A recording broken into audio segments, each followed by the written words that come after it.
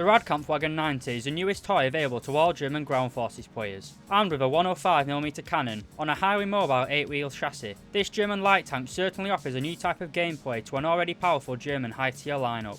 Alright lads, today I'm going to be talking about the performance, weapons and playstyle of this new German 8-wheel monster. Starting as always with the basics, the RadKampfWagen 90 is a rank 6 battle rating 9.0 light tank located in the German tech tree. This speedy boy is a tech tree vehicle, meaning anyone can play it for free. It is located after the Raketen Jagdpanzer 2 Hot, meaning players who wish to get this vehicle will need to grind out the entire German open top tank destroyer line / light tank research tree. To unlock this vehicle, you'll first need to grind out 250,000 research points, before purchasing the tank for 690,000 silver lions. After this, you have an additional charge of 200,000 silver lions to train a stock crew. For an expert crew, it will set you back another 690,000 silver lions, and for an ace crew, it will cost you 2,100 golden eagles. The RadKampfWagen has a very good base RP modifier of 2.26. With this base number, you can expect an RP modifier of 452% with a free-to-play account, and 678% with a premium account. This is exactly the same RP modifier as the premium Leopard L44, also at battle rating 9.0. This tank has a rather high base silver line modifier of 1.5. With this figure you can expect a 150% silver line modifier with a free-to-play account, and 225% with premium. If you'd like to know more about the RadKampfWagen 90 and whether it's worth grinding out the 250,000 RP, then stick around for the rest of the video.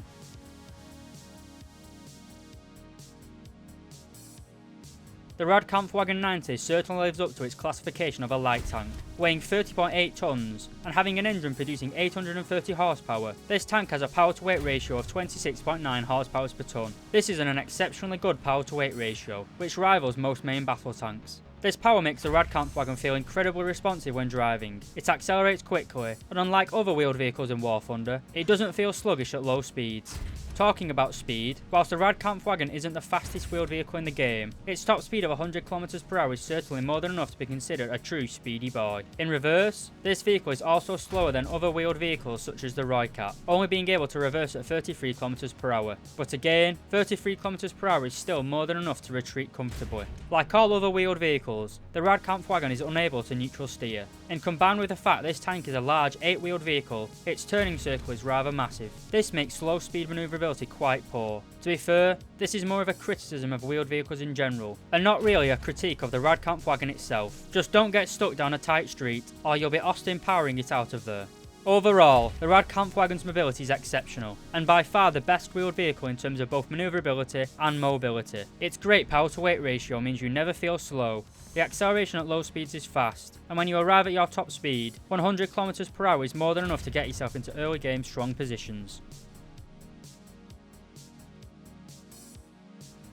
Like all of the other wheeled vehicles in War Thunder, the RadKampfWagen sacrifices armour protection for enhanced mobility. However, this vehicle gets something no other wheelie boy has: spaced armour. While sounding good on paper, this armour is still not capable of withstanding the majority of rounds being fired at you at battle rating 9.0. It will make it harder for some heat FS shells to penetrate you, but with most modern heat FS shells having upwards of 400mm of penetration, this spaced armour is rather redundant. And like all speedy boys, you should not rely on your armour. I will be testing the arm performance of the RadKampfWagen using the DM33 round. Starting as always with the lower frontal plate, it is well angled at 45 degrees and offers only 116mm of protection. The upper frontal plate, whilst being sloped at a greater angle, actually offers less protection than the lower frontal plate, only offering 104mm of protection. The side of the RadKampfWagen is as expected very thin, only offering 47mm of effective armour protection. This may protect you from long-range autocannons and small arms fire, but nothing more. The rear of the hull is incredibly thin, at only 15mm thick. The turret face is again very thin, only giving you 108mm of effective thickness in the centre, with minor armour increases as you move further up the well-sloped turret face. The turret cheeks are very well angled, and can bounce some APFSDS rounds, but this is a fairly small part of the vehicle, and seeing as a shot to literally any other part of the tank is guaranteed to penetrate, your well-armoured turret cheeks are rather redundant. The turret sides are surprisingly better protected than the turret front.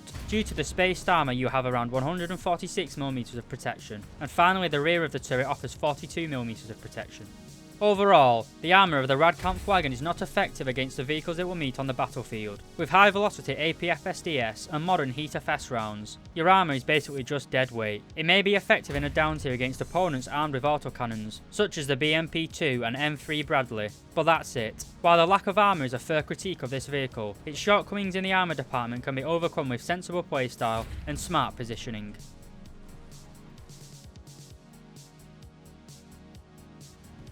The RadKampfWagen 90 is armed with the L7A3 cannon, a licensed built version of the good old British 105mm L7 gun. It has very good gun handling, with 9 degrees of gun depression and 20 degrees of gun elevation. You can carry a total of 42 rounds of ammunition, with 11 of those being classed as first stage ammunition. Being a 105mm cannon, you get the same competitive fire rate of the other 105s found in the game, with a stock crew being able to reload every 8.7 seconds and an ace crew every 6.7 seconds. A large downside of this vehicle is its rather average turret traverse rate of 16.8 degrees with a stock crew and 24 degrees with an ace crew. For comparison, the Roykat's turret traverse is nearly twice as fast at 40 degrees per second. Apart from the weak turret traverse, the turret also contains a 2-point gun stabilizer, making the aiming of this tank's gun incredibly smooth, even when taking full advantage of this German wheelie boy's excellent top speed. The RadKampfWagen stock shell, or free shell, is a DM23 APF-SDS round. This round weighs 3.8 kilograms, travels at 1,455 meters per second, and is capable of punching through 337mm of flat armor. But where it really excels is its penetration of angled armor. It can still penetrate 195mm of armor angled at 60 degrees, and even at extreme ranges, this DM23 round is able to penetrate 306mm at 2,000 meters.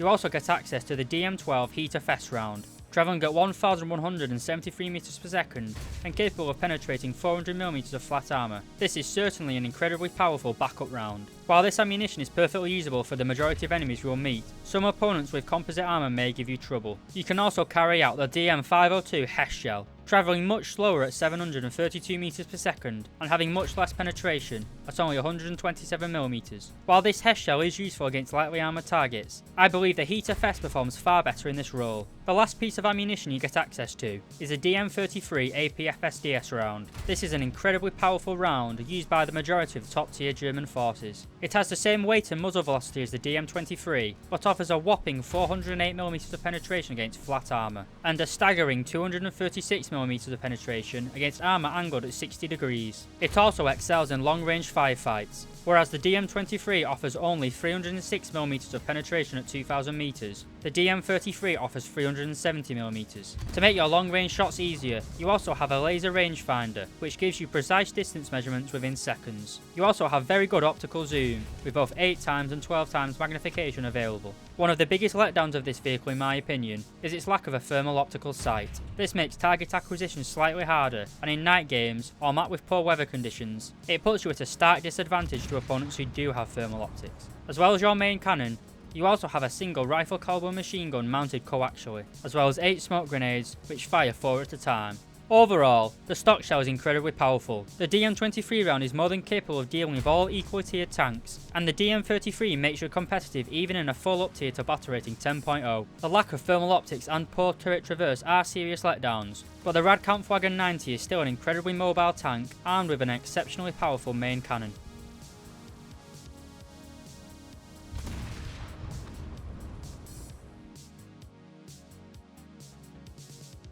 When I first spawn into a game, I will take around 15 APF-SDS rounds and up to 5 HTFS rounds. You may want to take 15 DM23 rounds and 5 DM33 as backup, but in general, I tend to take out a full 15 rounds of DM33. Once in a game, you want to use your exceptional mobility to flank opponents. When sitting on a flank, you can use your amazing long-range gun, which allows you to knock out opponents with minimal risk to yourself. You can also assist your team by flanking, as the RadKampfWagen has the ability to scout opponents. Just remember to always relocate after a firefight is over. If enemies start returning fire, retreat and relocate. Don't try and trade with main battle tanks. Whilst your gun is capable of dealing with them, MBTs are more tanky and could possibly survive a first hit, whereas the RadKampfWagen is typically a one-shot kill. Naturally, this flanking tactic works best on larger maps in War Thunder. On smaller maps, where flanking isn't really an option, maps like Advance to the Rhine for example, you should again utilise the great speed of this vehicle and get yourself in strong anchor positions and let opponents come to you. A risky alternative is to simply rush cap circles at the beginning of a game. While this is effective at getting you RP and Silver Lions, as I said, it is incredibly risky. The light armour of this vehicle means artillery poses a very serious threat to this tank, and you also run the risk of running directly into an opponent, which is an ineffective way of using this vehicle in my opinion. I would only risk a direct firefight with an enemy as a last ditch effort to survive. In terms of lineups, the RadKampfWagen fits very well into the German 9.0 lineup.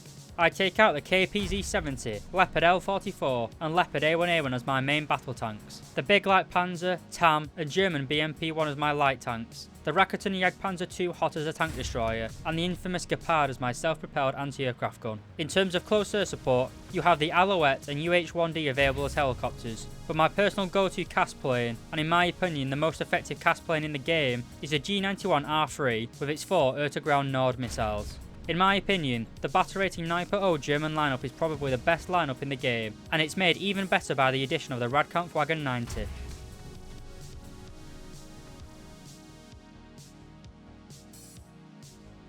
To conclude, I believe the RadKampfWagen 90 is an excellent addition to the German ground forces tech tree. It adds a completely new playstyle to German top tier tanks. Its exceptional mobility allows you to exploit the flanks of a map and put yourself in early game strong positions, which can dictate the outcome of a game. The other vehicles in the battle rating 9.0 German lineup are typically of average mobility with amazing guns, but the RadKampfWagen brings an amazing gun with excellent mobility. I'd say this vehicle is by far the best light tank available to German players, far better than the Big Light Panzer and the TAM. There are letdowns of this vehicle, such as the poor turret traverse and lack of thermal optics, but I feel like the positives of this vehicle far outweigh the negatives. Another potential issue is its battle rating of 9.0. I feel like Gaijin may increase the battle rating up to around 9.3 to match the Centauro Armour, which would ruin the German 9.0 lineup. If the BI was increased to 9.3, then it would make a pretty good backup in top tier German lineups, but I would not take a 9.3 lineup into a game, as it would consist mainly of 9.0 and 8.7 battle rating vehicles. So I'd recommend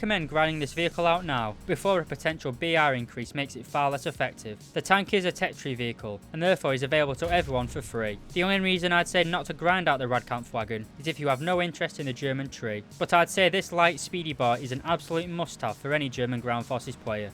As always, I hope you found this video useful lads, and thank you very much for watching.